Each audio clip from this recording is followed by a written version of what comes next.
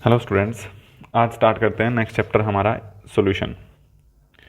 Solution जो chapter है ये बेसिकली 12th क्लास का टॉपिक है, लेकिन 11th क्लास की फर्स्ट यूनिट के अंदर भी ये आपको दिया हुआ है इसका काफ़ी पोर्शन। ठीक है, तो आज हम कवर करेंगे बेसिकली 12th क्लास के टॉपिक को। 12th क्लास सीबीएसई की फर्स्ट यूनिट है और एचबीएसई की यूनिट नंबर सेकंड। तो प्लीज़ यहाँ से ध्यान से देखिए। सॉल्यूशन इंपॉर्टेंट चैप्टर है। बेसिकली केमिस्ट्री के अंदर आपके स्टार्टिंग की 3-4 यूनिट, 3 सीबीएसई की और 4 एचबीएसई की, इन 4 यूनिट्स और 3 यूनिट्स के अंदर न्यूमेरिकल्स दिए हुए हैं। तो मैं चाहूँगा कि आप जितने ही न्यूमेरिकल्स को कवर कर सके बहुत अच्छा। हमारी वीडियोस से हम न्यूमेरिकल भी डिस्कस कर रहे हैं, और आप अगर आपको न्यूमेरिकल्स के अंदर एक्सपर्ट होना है तो सबसे पहले हमारी मोल कंसेप्ट पे आई हुई वीडियोस प्लीज़ एक बार गो थ्रू जरूर करें, क्योंकि उनमें जितनी डिटेल हमने दी हुई है अब हम उसका यूज़ करेंगे। तो प्लीज़ पहले आप उन्हें देखें, कहीं ऐसा ना हो कि आज हम जो करने वाले हैं आपको समझ ना आए। ओके, चलिए आगे स्टार्ट करते हैं। देखिए बच्चों, हम जब बात करते हैं सॉल्यूशंस की, सॉल्यूशन की अगर हम डेफिनेशन देखें तो solution is a homogeneous mixture. तो मैं यहाँ मेन वर्ड लिखता हूँ, होमोजीनियस मिक्सचर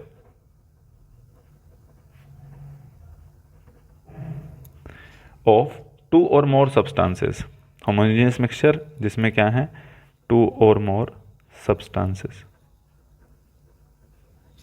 और क्या क्या करेक्टरिस्टिक्स होनी चाहिए उनकी, whose composition can be varied within certain limit. उनकी कंपोजिशन कुछ वैरी हो सके, और they should not react to each other, not react to each other. देखो बच्चों, अगर दो चीज़ें आपस में रिएक्ट कर जाएंगी ना तो वो सॉल्यूशन या मिक्सचर नहीं रह जाएगा, वो कंपाउंड बन जाएगा। ठीक है बच्चों, तो हमारे पास जो ए और बी हमने सॉल्यूशन में लिए हुए हैं, they should not react to each other, वो इस तरह से उसके साथ रहने चाहिए। तो ये होमोजीनियस मिक्सचर होना चाहिए। होमोजीनियस मिक्सचर हमने 11th के some basic concept of chemistry वाली वीडियो के अंदर डिस्कस किया है, हो सके तो वहाँ से भी रीड करिएगा। ये मैं डिस्कशन, ये जो भी आपके लिंक हैं वो मैं आई बटन के अंदर आप क्लिक कर सकते हैं, डिस्क्रिप्शन में भी दिए होंगे। सो होमोजीनियस मिक्सचर क्या होते हैं, वो इस तरह के सॉल्यूशन, इस तरह का मिक्सचर जिसके अंदर जो सॉल्यूशन के अंदर जो भी इंग्रेडिएंट्स हैं ए और बी हैं, उनकी कंपोजिशन थ्रू आउट सेम रहे। उस मिक्सचर की थ्रू आउट उसकी कंपोजिशन सेम रहती है। आप यहाँ से पिक करें, आप यहाँ से पिक करें, इसके अंदर जो ए और बी को मिक्स किया गया है उसकी कंपोजिशन सेम रहेगी। ठीक है बच्चों, चलिए आगे देखते हैं। अब हमारे पास जब हम बात करते हैं सॉल्यूशन की, तो सॉल्यूशन बनता किस किस से है। सॉल्यूशन बनता है दो चीज़ों से मिलके, सोल्यूट प्लस सॉल्वेंट से। सोल्यूट होता है बच्चों, देखिए जब हम सॉल्यूशन के अंदर मिक्स करते हैं किसी चीज़ को, फॉर एग्जांपल हमने सॉल्यूशन के अंदर स्टार्टिंग के अंदर वाटर लिया हुआ है और उसके अंदर हमने मीथेनॉल मिक्स कर दिया, तो which is larger in quantity, वो मीडियम है जिसके अंदर हमने सोल्यूट को ऐड किया है। तो सॉल्वेंट वो होते हैं जो लार्जर इन क्वांटिटी हो,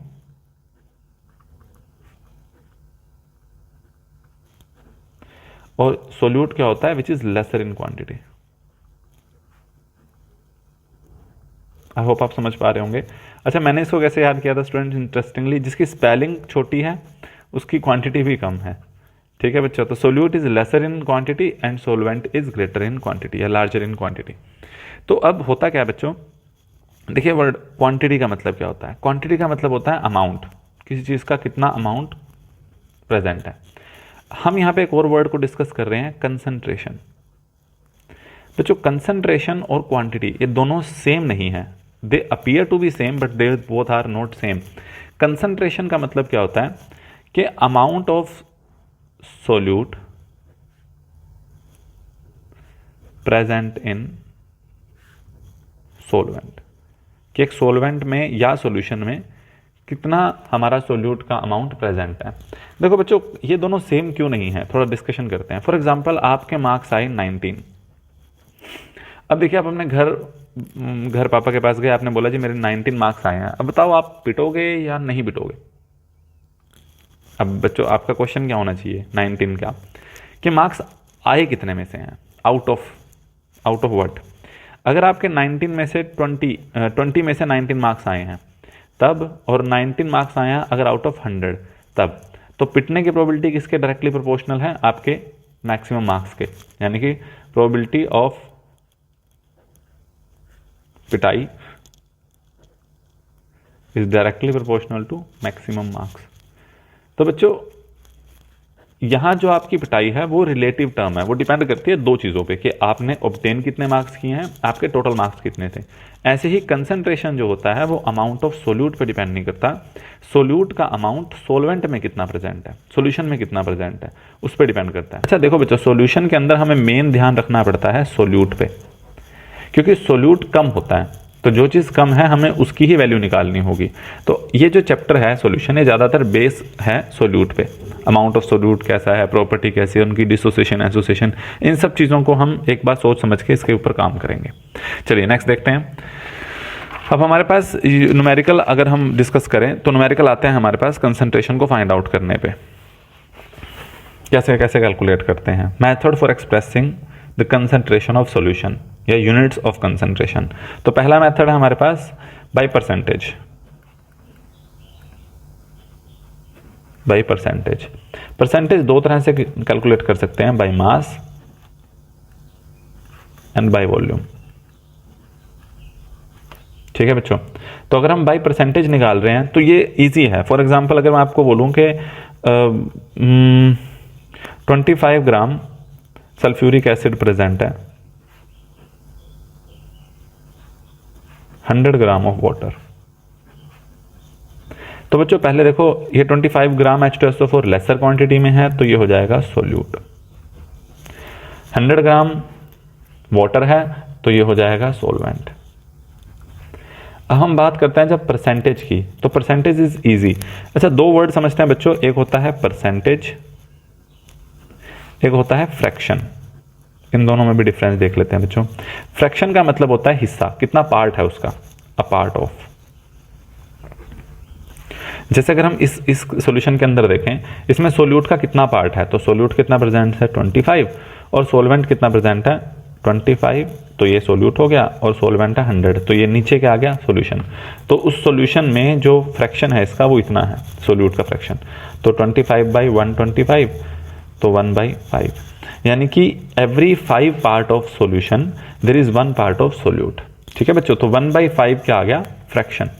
और अगर मुझे इसी को ही परसेंटेज में कन्वर्ट करना हो तो इजी है, इस 1/5 को 100 से मल्टीप्लाई कर दो तो ये परसेंटेज आ जाएगा, यानी कि 20% सोल्यूट है। समझ में आया बच्चों, 1/5 तो फ्रैक्शन होता है और 20% जो होगा परसेंटेज बाय मेथड। समझ में आया बच्चों। ऐसे ही हमारे पास ये जो मैंने ग्राम में लिया हुआ था, अगर इसी चीज़ को मैं लीटर में कन्वर्ट कर दूं, फॉर एग्जांपल हमारे पास 80 मिलीलीटर HCl है, हाइड्रोक्लोरिक एसिड, अगर उसको हमने डाल दिया present in 100 millilitre of water. ठीक है बच्चों, तो देखो अब इसके हिसाब से हम कैसे कैलकुलेट करते हैं, तो परसेंटेज है तो हो जाएगा ये 80 डिवाइड बाई 80 प्लस 100, 80 सोल्यूट था, 80 प्लस 100 ये आ जाएगा सॉल्यूशन। ठीक है बच्चों, अगर आपको फ्रैक्शन निकालना है तो ये, और अगर हमें परसेंटेज निकालनी है तो इस तरह से, तो that would be 80 divide by 180 into में 100। ठीक है बच्चों, तो इस तरह से इनके फ्रैक्शंस आने शुरू हो जाते हैं, परसेंटेज आनी शुरू हो जाती है। नेक्स्ट डिस्कस करते हैं, हमारे पास सेकंड मेथड है। अब जब हम बात करते हैं कंसंट्रेशन को फाइंड आउट करने की, तो हमें उसको हम कई अलग अलग तरह से भी फाइंड आउट कर सकते हैं। देखो बच्चों, जैसे हमने जो यहाँ पे वर्ड लिखा था उसके अंदर हमने डिस्कस किया है मास को या वॉल्यूम को। चलो डिस्कस करते हैं हमारे पुराने नॉन वर्ड को, मोल को। ठीक है बच्चों, मोल फ्रैक्शन नेक्स्ट मेथड है इसको निकालने का। फ्रैक्शन वर्ड में पहले डिस्कस कर चुका हूं। मोल फ्रैक्शन का मतलब है कितना फ्रैक्शन ऑफ मोल्स सोल्यूट के प्रेजेंट है, कितने फ्रैक्शन ऑफ मोल्स हमारे सोलवेंट के प्रेजेंट है। इसको हम डिनोट करते हैं एक्स से, कैपिटल एक्स से। और एक और चीज़ बच्चों, जो सोल्यूट होता है उसको रिप्रेजेंट किया जाता है बी से, और जो सोलवेंट होता है उसको रिप्रेजेंट किया जाता है ए से। किसी किसी बुक में सोल्यूट को रिप्रेजेंट करते हैं 2 से और इसको रिप्रेजेंट करते हैं 1 से। आप अपना प्लीज़ दिमाग मत लगाइएगा, ये सिंबल्स दिए हुए हैं तो there should be a reason. ठीक है, तो आपको वही चीज़ फॉलो करनी है। तो जब हम बात करते हैं मोल फ्रैक्शन की, चलिए इसी क्वेश्चन को दोबारा समझते हैं कि 25 ग्राम H2SO4 है हमारे पास, वो 100 ग्राम ऑफ वाटर में प्रेजेंट है। ठीक है बच्चों, तो देखिए बच्चों इसमें सोल्यूट क्या है, H2SO4, और कितने ग्राम प्रेजेंट है 25 ग्राम। ये था मास ऑफ सोल्यूट। हम इसके मोल्स निकालते हैं यहाँ से, क्योंकि हमने मोल्स निकालना है ना, इसका कितना पार्ट है मोल्स का, इसका कितना पार्ट है मोल का, तो हमने निकाला मोल्स ऑफ सोल्यूट। हमने लास्ट लेक्चर्स के अंदर डिस्कस किया हुआ है बच्चों मोल्स कैसे फाइंड आउट करते हैं, तो प्लीज़ अपना वो मेथड यूज़ करिए। मोल्स का मैं एक बार दोबारा लिखता हूँ formula, given weight divide by molar mass. तो गिवन वेट कितना है इसका 25। आप सबके लिए टास्क है, मुझे H2SO4 का मोलर मास फटाफट फाइंड आउट करके दिखाइए कितना होता है। वीडियो को पॉज करिए एंड देखिए, तब तक मैं इसको फाइंड आउट करता हूँ। H2SO4 है बच्चों, हाइड्रोजन 2, सल्फर का मोलर मास हुआ 32, ऑक्सीजन का हुआ 16 एंड 4 64, तो दैट वुड बी अराउंड 98। तो यहाँ पे 98, ठीक है बच्चों। तो मोल्स ऑफ सोल्यूट यहाँ से हमारे पास आ गए 25/98। क्लियर। देखो बच्चों, मैं ये नहीं कहूँगा कि आप ऐसा करो, लेकिन जहाँ तक मेरा अपना एक्सपीरियंस है, आप इन्हें कभी डिवाइड मत करो। Let it done by and the, इसे तब डिवाइड करें बच्चों जब हमारा पूरा कैलकुलेशन एकदम सामने आ जाए, ठीक है। इसलिए मैं इसको साइड में रखता हूँ यहाँ पे, आई होप ये दिख रहा होगा। तो हमारे पास सोल्यूट के मोल्स आ गए हैं। अब ऐसे ही जरा सोलवेंट के मोल्स फाइंड आउट करते हैं। मोल्स ऑफ सोलवेंट, तो सोलवेंट जो है बच्चों वो हमारा कितना दिया हुआ है, अमाउंट ऑफ सोलवेंट कितना है 100 ग्राम, और मोलर मास कितना है उसका 18। वाटर का मोलर मास कितना होता है बच्चों 2 तो हाइड्रोजन और ऑक्सीजन तो है वो 16, तो ये हो गया 18। तो ये मोलर मास आ गया, और 100 ग्राम हमें वो पहले से दिया हुआ था। तो मोल्स हमें इसके भी मिल गए और मोल्स हमें सोल्यूट के मिल गए। तो अब मैं आपको मोल फ्रैक्शन का फॉर्मूला बताता हूँ। देखिए बच्चों, मोल फ्रैक्शन आपको फाइंड किसका करना है, एक्स ये होता है। तो जिसका भी फाइंड आउट करना है, जैसे मोल फ्रैक्शन ऑफ सोल्यूट अगर हम निकालते हैं तो यहाँ पे एक्स बी आ जाएगा या x2 आ जाएगा। समझ रहे बच्चों, प्लीज कंफ्यूज मत होना, b और 2 सोल्यूट के लिए सिंबल हैं। तो उसको हम कैसे लिखेंगे, n2 divide by n1 plus n2 या nb divide by na plus nb। यहाँ पे na क्या है, number of moles of solvent, और nb क्या है बच्चों, number of moles of solute. दोनों बातें क्लियर हैं। तो वैल्यूज यहाँ पुट कर देते हैं बच्चों। हमारे पास number of moles of solute कितने आए थे 100/18, और number of moles of solute कितने आए थे 25/98। ठीक है बच्चों, तो एज इट इज वैल्यू यहाँ पुट कर देते हैं। तो हमें अगर सोल्यूट की वैल्यू फाइंड आउट करनी है मोल फ्रैक्शन की, तो XB is equal to 25/98 divide by 25/98 plus में 100 डिवाइड बाई 18। ठीक है बच्चों, यहाँ थोड़ा सा आप चाहो तो इसको स्मार्टली यूज़ कर सकते हो मेथड अपना। 25 ऊपर भी है, 25 इधर भी, 25 इधर भी, तो इनमें से कॉमन निकाल लीजिए तो हो जाएगा 25/98। बाकी का काम मैथ्स है बच्चों, मैथ्स में हम ज़्यादा नहीं घुसते, आप इसको सोल्व करें किसी भी मेथड से। तो आगे आप एलसीएम फाइंड आउट कर सकते हैं। एक्स भी हो जाएगा हमारा 1/98 प्लस 4/18। तो अगर यहाँ से एलसीएम लें हम इसका 1/98, 18 plus 4 into 98 divide by 18 into में 98 से 98 कैंसिल, तो answer will be 18 divide by 18 plus 4 into में 98। तो आप यहाँ से आगे इसको सोल्व कर लीजिएगा। ठीक है बच्चों, तो आई होप आपको समझ में आया होगा मोल फ्रैक्शन और मास फ्रैक्शन में क्या डिफरेंस होता है। मास फ्रैक्शन के अंदर हम मास को कंसीडर करते हैं, फ्रैक्शन लेते हैं उसका, फिर उसकी परसेंटेज भी फाइंड आउट करते हैं। मोल फ्रैक्शन में हमें सबसे पहले दोनों के मोल्स फाइंड आउट करने पड़ते हैं, फिर उनका हम फ्रैक्शन निकालते हैं। चलिए बच्चों, नेक्स्ट देखते हैं हमारे पास, नेक्स्ट टॉपिक है हमारे पास molality of a solution. Molality का अगर हम फॉर्मूला देखें बच्चों,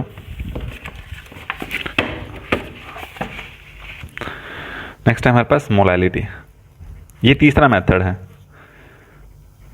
मोलैलिटी ऑफ सॉल्यूशन।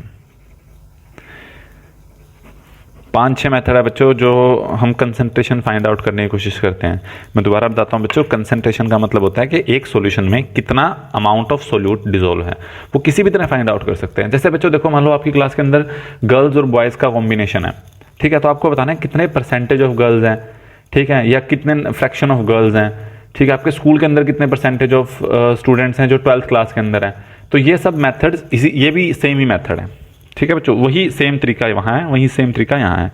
मोलैलिटी की अगर हम बात करते हैं, मोलैलिटी के लिए जो हमारा फॉर्मूला बनता है बच्चों, मोलैलिटी पे बहुत न्यूमेरिकल्स बनते हैं, तो मोलैलिटी पे देखते हैं फॉर्मूला क्या होता है। मोलैलिटी का फॉर्मूला होगा बच्चों number of moles of solute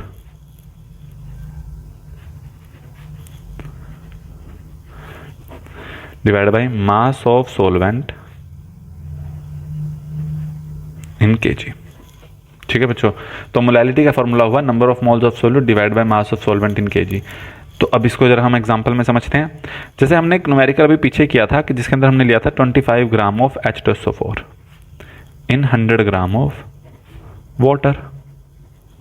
ठीक है बच्चों, तो हमने देखो हमें चाहिए क्या, हम पहले से श्योर हैं कि ये हमारा सोल्यूट है और ये हमारा सॉल्वेंट है, ये सोल्यूट है ये सॉल्वेंट है। तो हमें सबसे पहले क्या चाहिए, number of moles of solute. तो सोल्यूट के number of moles find out कर लेते हैं। Number of moles of solute आ जाएंगे हमारे पास, पिछले क्वेश्चन में हमने फाइंड आउट किए थे 25/98। ठीक है बच्चों, और mass of solvent in KG दिया हुआ है। तो मास ऑफ सॉल्वेंट कितना है अभी हमारे पास 100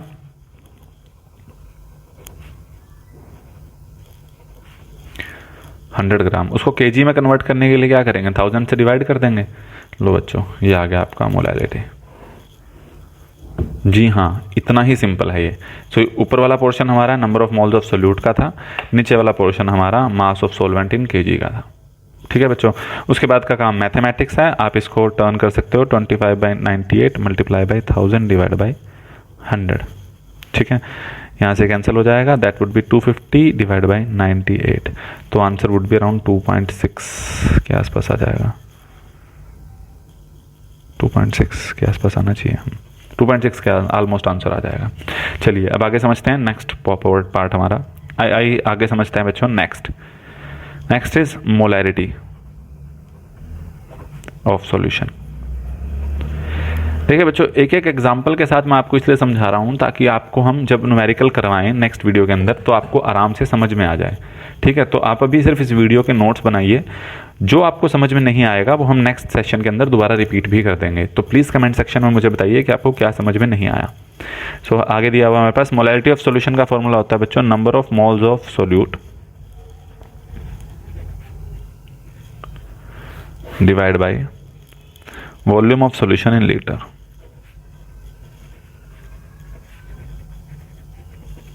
ठीक है, तो देखिए अगर हमारे पास number of moles of solute दिए हुए हैं, जैसे अगर मैं इसी फॉर्मूले को लिखूं लेकिन क्वेश्चन थोड़ा सा अलग हो जाएगा। 25 ग्राम H2SO4 dissolves in 250 millilitre of solution. ठीक है बच्चों, तो यानी कि H2SO4 को हमने पानी के अंदर डाला और उसने H2SO4 और वाटर ने मिलकर सॉल्यूशन जो बनाया उसका वॉल्यूम दिया हुआ है तुम्हें 250 मिलीलीटर। तो देखिए बच्चों, इसको हम कन्वर्ट कर लेते हैं फिर से वही।